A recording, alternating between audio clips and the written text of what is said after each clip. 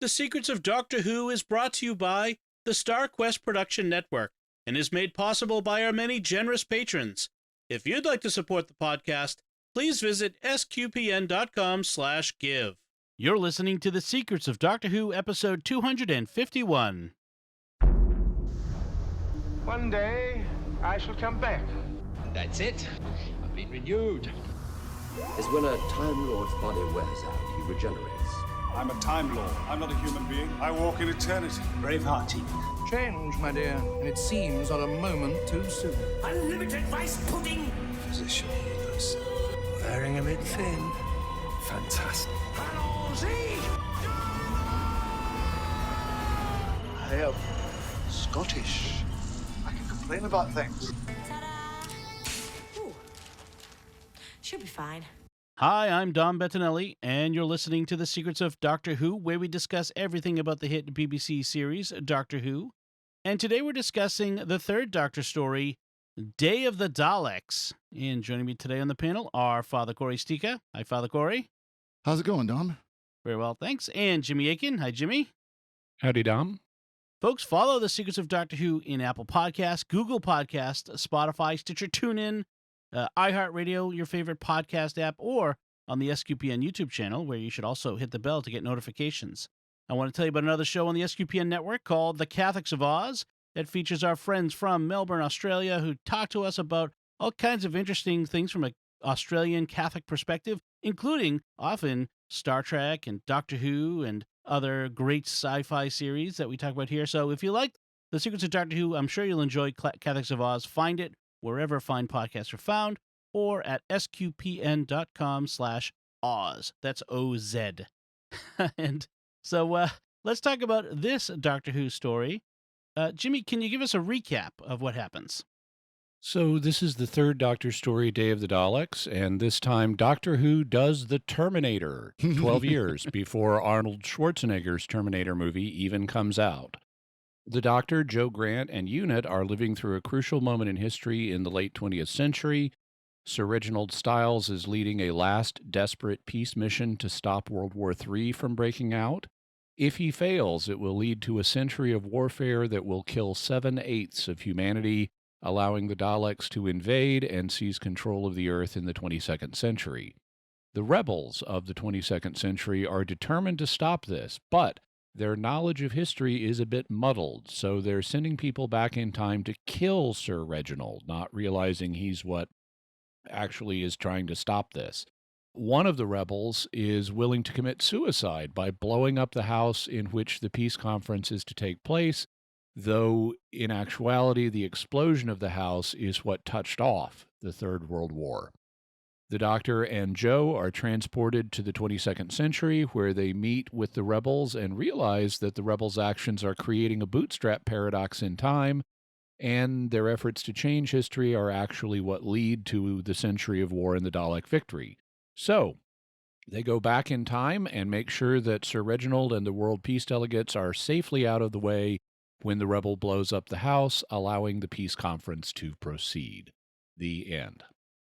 So this was the premiere of the 9th season overall of Doctor Who, and the third Doctor's second season. So, and it's the first time the Daleks have been in color. It's their return after 5 years and to Doctor Who. So that was a pretty big deal then. Well, not the first time they were in color, because they were in a movie in color. Well, True. That's true. Twice. First time on TV. Yeah, I guess that's Yeah, true. I know. And that being so, now, there is kind of an interesting thing about this episode if you watch it on BritBox. So in 2011, 2 Entertain, which used to be BBC Video, the home video arm of the BBC, had this reconstructed, this serial reconstructed. So they had the audio and the video remastered. They had new special effects put in, because there was some, the original, as it relates on the TARDIS Wikia, there was only like 2 Daleks that invaded the house at the end of the story. Right. And so it was really concerning. So they had the whole thing completely remastered for I guess it would have been the 40th anniversary of this story. And the Dalek voices were also kind of a concern, because the people they had do them didn't do a very good job. So they had Nicholas Briggs come in and remaster the Dalek voices. So those should sound familiar. So because I was watching this on BritBox and I'm sitting there going, boy, this does not look like 1972 special effects for Doctor Who. And Yes. because What I they was saying. weren't, they were 2011 remaster. So it's kind of like, the Star Wars movies, except for they did a better job because in this case, the Doctor shot first. Right. Yeah. So Nicholas Briggs is one of the key guys at Big Finish, and he also does the Dalek voices on the TV show in New Who. Now, actually, these days, one or two Daleks attacking a house would not be considered underwhelming because they've built it up like one Dalek could kill a world or something. Yeah. Right. But they hadn't done that yet. And so even though this episode or story was a fan favorite, John Pertwee and Katie Manning actually didn't like it and thought that the attack on the house by the Daleks and the Ogrons at the end was underwhelming. Mm-hmm. And I can understand that. I've never been a big fan of one Dalek can kill a whole planet. But the remastered version from 2011 is really impressive. I mean, they use digital stuff to make the attack look much bigger. And I'm sure that the futurescapes they have of the 22nd century also are digitally altered, and they're really impressive. Yep. And then, of course, there's the one that just leaps out at you, which is whenever they shoot a disruptor at someone, that person just comes into pieces. Yeah. It is not in a fakey way. It looks somehow organic. It's like splorp. That person just disintegrated into a bunch of little chunks. And it's very effective. And the Doctor kills more than one person that way in this story. Yeah. I have to admit, I was a little confused watching this because it did look unusually for 1972.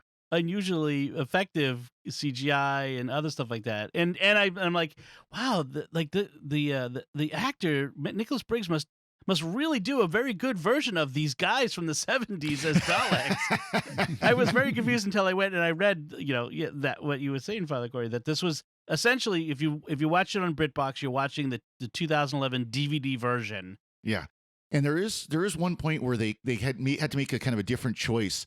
So the end, or of course, this cliffhanger at the end of episode 1, episode 2, they just took that and cut it into the next episode as the opener, and you can hear the closing music start, and then they change it a little bit to move into the. Oh. So you'll hear a little bit of that little scream, that little stinger at the beginning of the closing music. So it's the first time I did, it's like, okay, that was kind of a different choice. Huh. Interesting. I didn't notice, but if I watch it again, I'll definitely look for that. So the creator of the Daleks, Terry Nation, did not write this story, and that explains why it's not the standard Terry Nation story of the Daleks that he tells over and over. This is a very inventive story. The Daleks actually are not in it that much, even though they're the thing that's driving the plot. They're not rolling all over the place screaming exterminate constantly, and that's good. I think there's a British comedian, I forget his name, maybe Alistair something, but he does these little short videos, and one of them is a short video of the Popular Time Travel Show, which is a parody of Doctor Who. And at the end of it, after he's done his little sketch, we cut to, these words appearing on screen dramatically. Doctor Who will be back in the crushing inevitability of the Dalek. and then you see this Dalek flying through space. It's us again. That's funny. Yeah, it is a very different Dalek kind of story. Like, the Daleks have reinvaded Earth because in the first Doctor's time, we had the invasion of Earth, the Dalek invasion of Earth, which the Doctor thwarted. And so it's sort of a reinvasion of Earth in the same sort of time period, I think, isn't it? I forget what the first one was. Yeah, 22nd century. Yeah, 2164 was when the Doctor left Susan. I am not sure how that story, and the Seventh Doctor also confirmed that like they're going to take over in the 22nd century. Yeah. Right. So I don't. This may be one of those situations, kind of like it in Genesis of the Daleks, where the Doctor was able to mitigate something Mhm. without preventing it altogether. I see. I Well, see. and at one point, the Dalek says, "We have invaded Earth again." Right. So almost Right. like this, they know that this is the second time they've done it. Well, yeah, you've got a time paradox here because of time loops paradox, like the bootstrap thing that Jimmy was Yep. talking about. So, the episode does well. Actually, before we get into how the episode begins, I want to also mention that the Daleks also have a slave race that they have as their muscle this time. Well, two humans and Ogrons. Well, that's true. Yep. And the Ogrons, I don't know if they're new for you or not, Dom. This is Yeah. their first appearance, but they go on to appear in a lot of additional John Pertwee stories. These are the first time. Yeah, I've seen them. Okay. They look kind of like an unholy union of the apes from Planet of the Apes and the orcs from Lord of the Rings. They have that kind of a look to them. And they were interesting. They're dumb. They're muscle. And which is interesting choice. They're not as dumb as Packleds. That's right. No. That's right.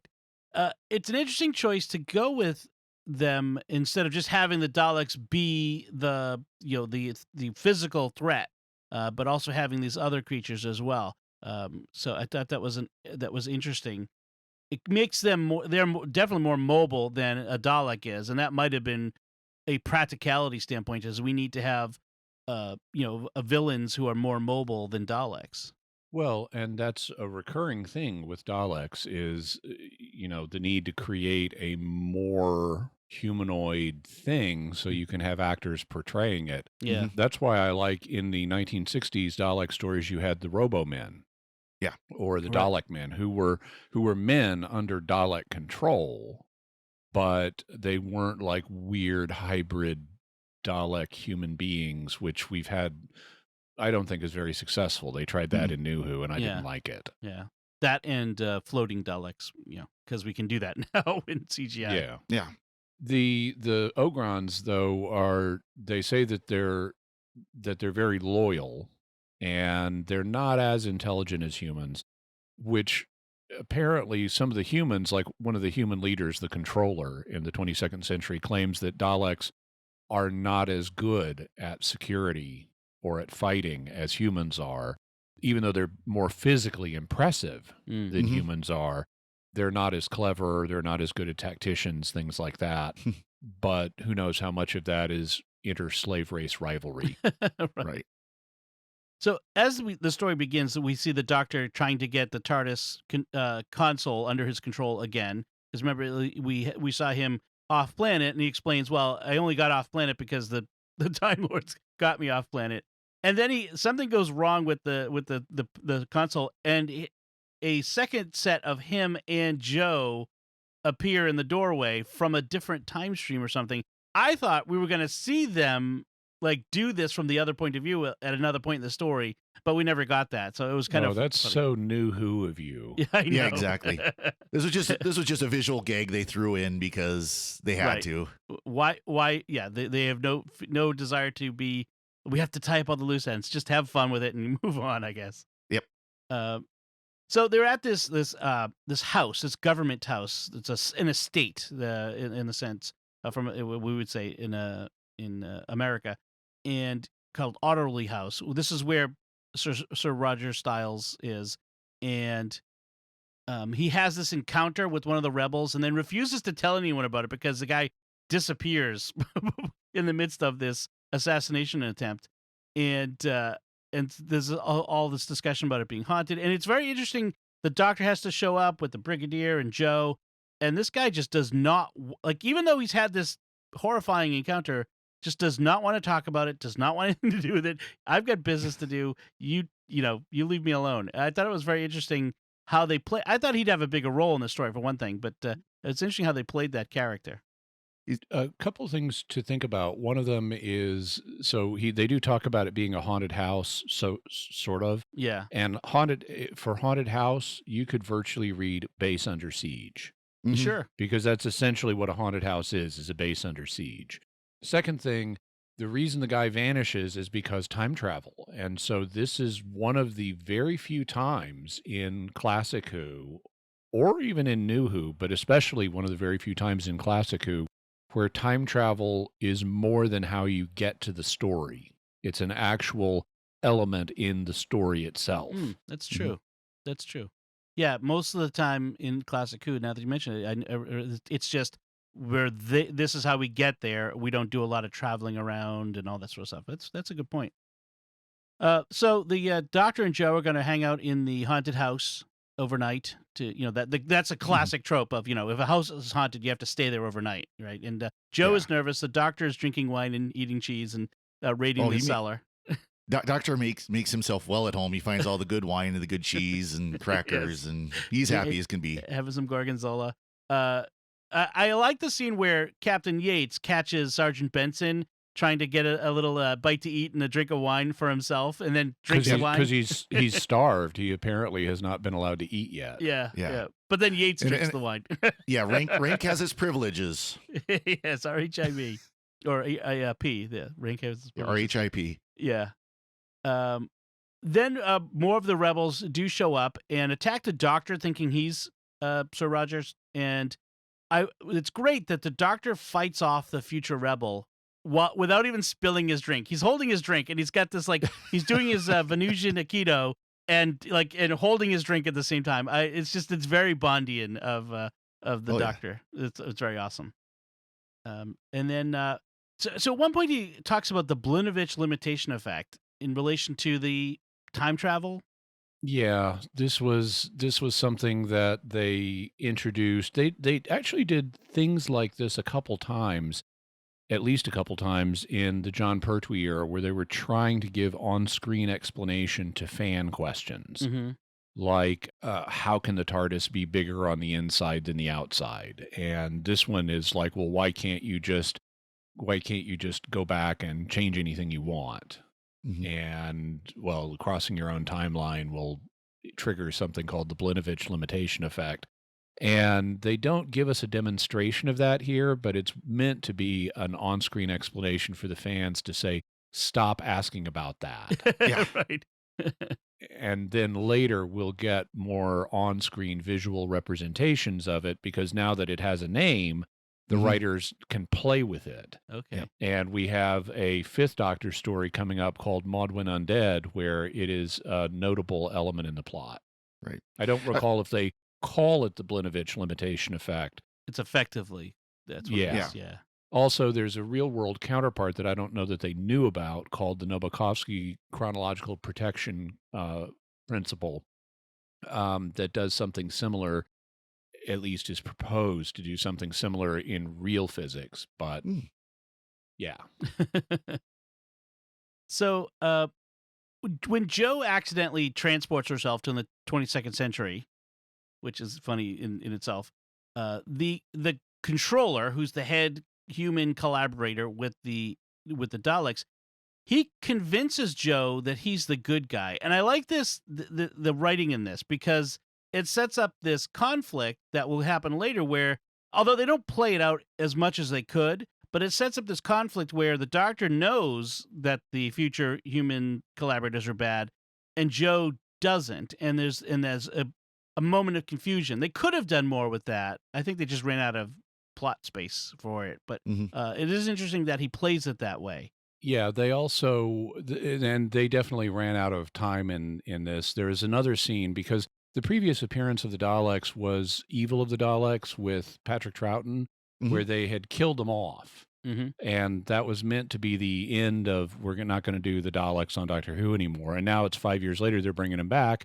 And they wanted to have an explanation for the fans of like, well, what happened? Because Patrick Troughton infected them with the human factor.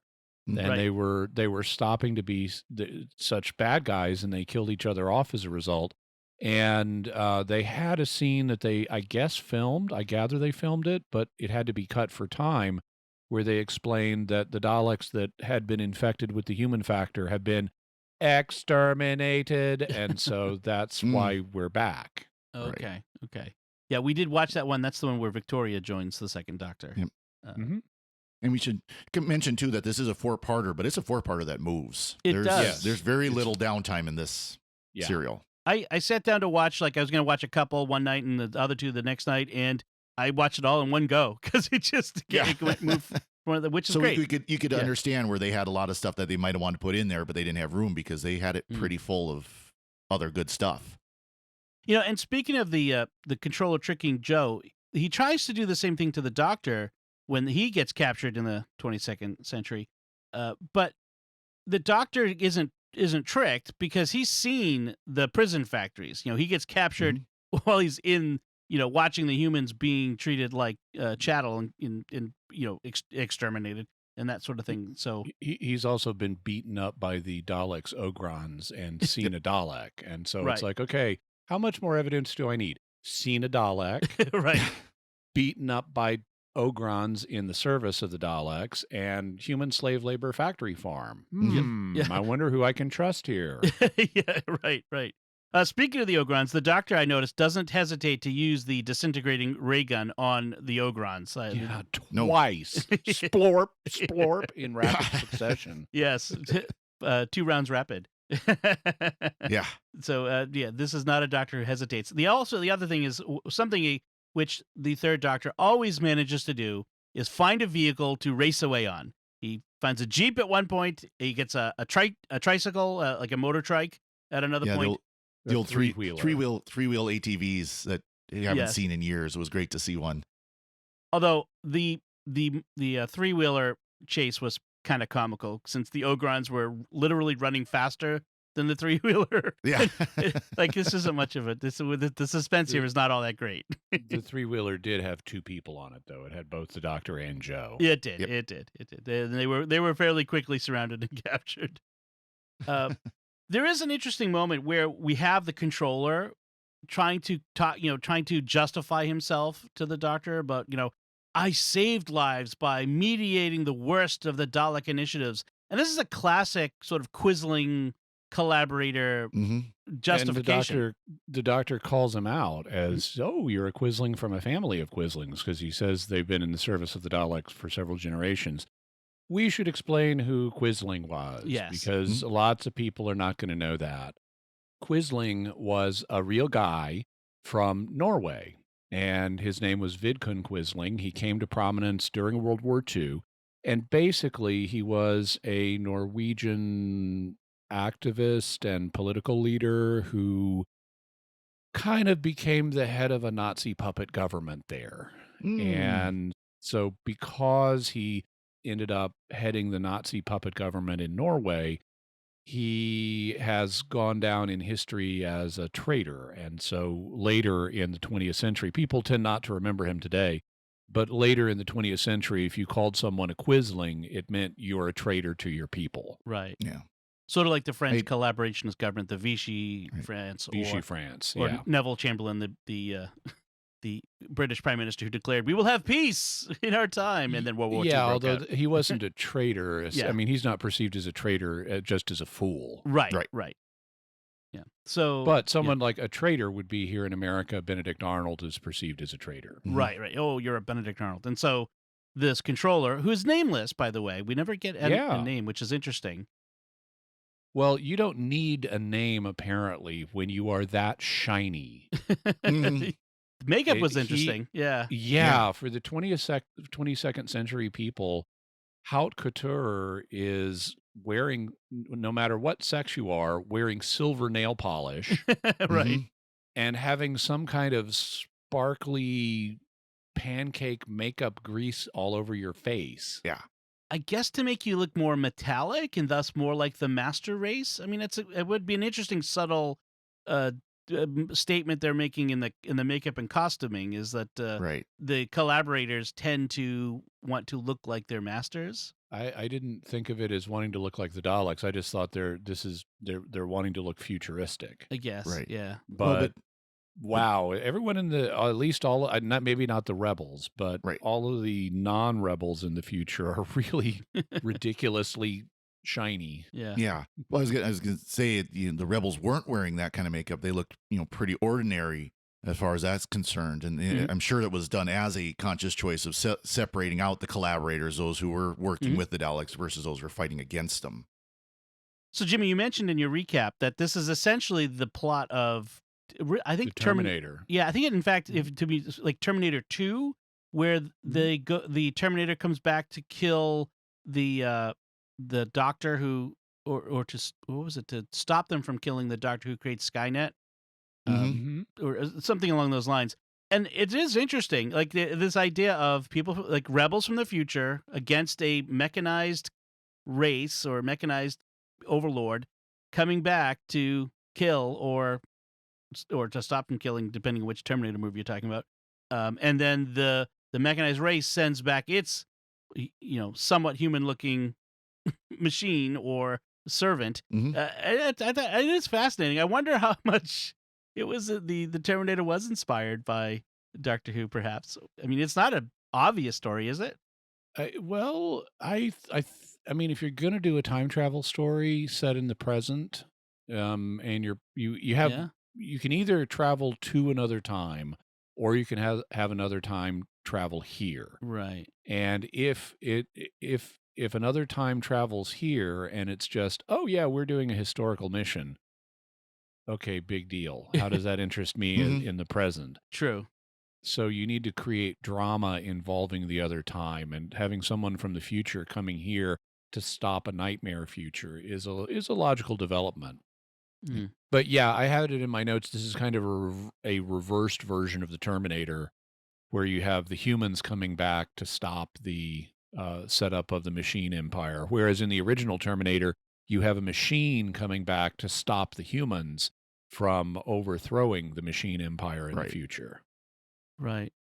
And the other part that seemed like Terminator 2 to me was this idea of when you're trying to stop the future, but you end up causing it by your actions, and that that paradox there too, which was interesting. And that was an interesting moment in this, was when the Doctor has to convince the rebel to not suicide bomb the delegates.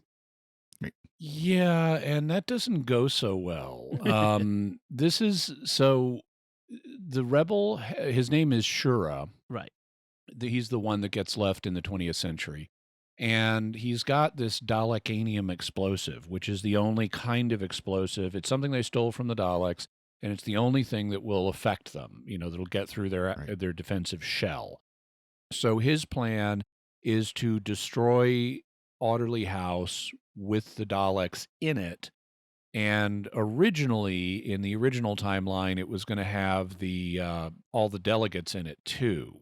And because they're based on their knowledge of what happened in history, Sir Reginald gathered all these people together in this house, and then he said, "Hang out here for a second, guys. I got to go to the washroom," or something.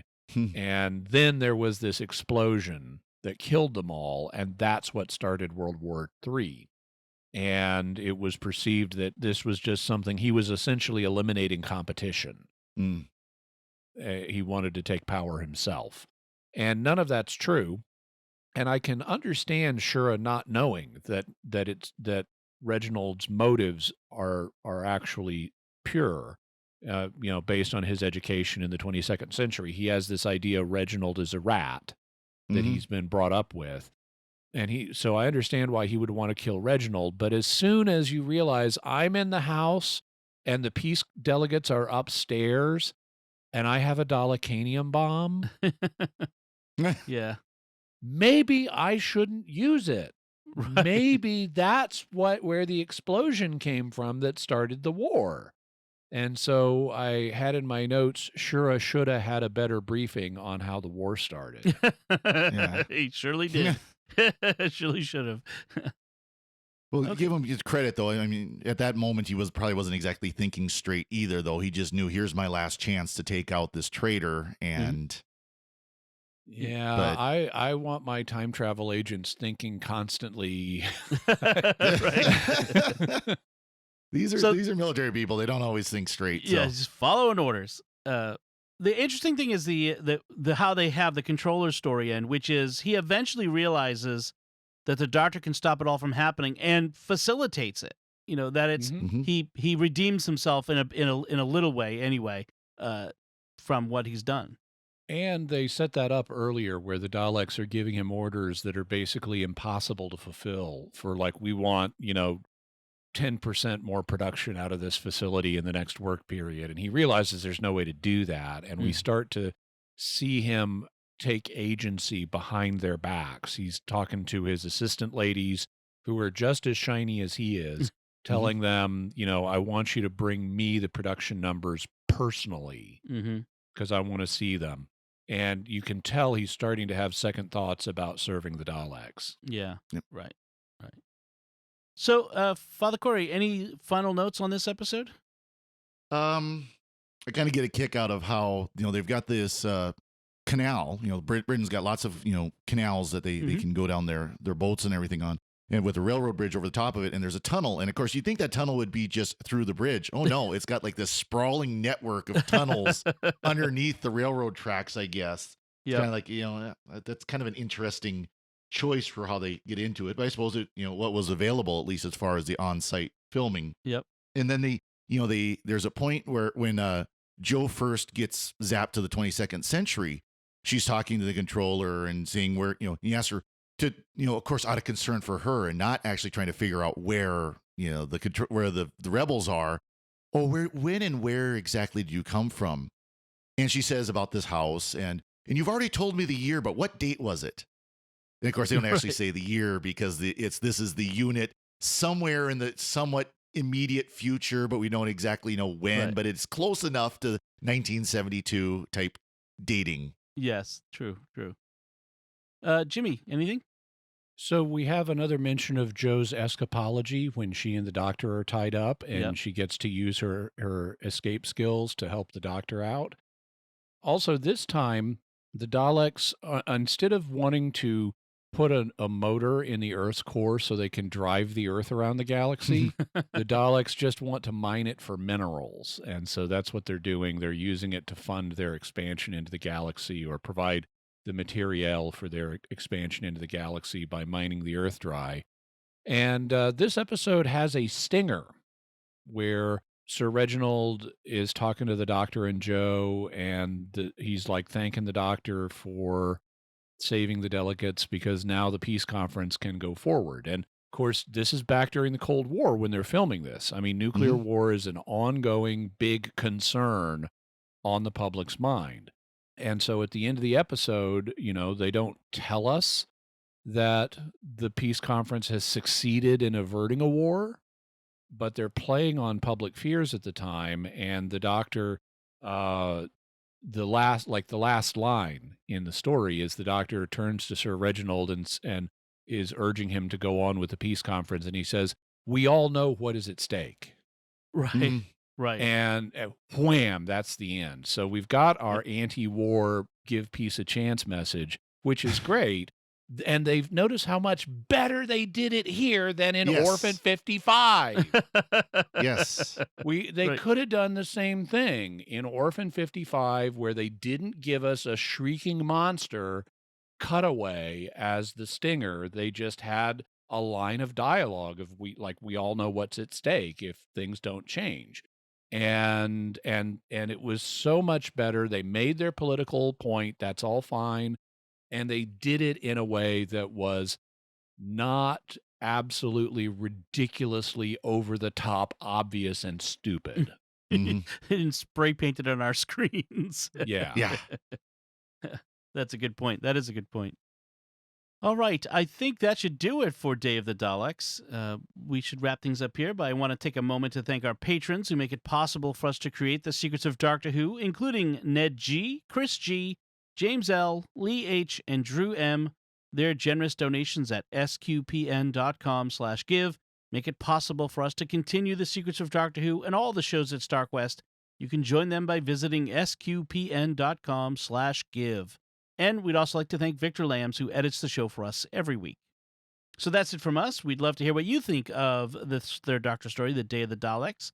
Let us know by commenting on the show at sqpn.com or the Secrets of Doctor Who Facebook page, or send an email to doctorwho@sqpn.com.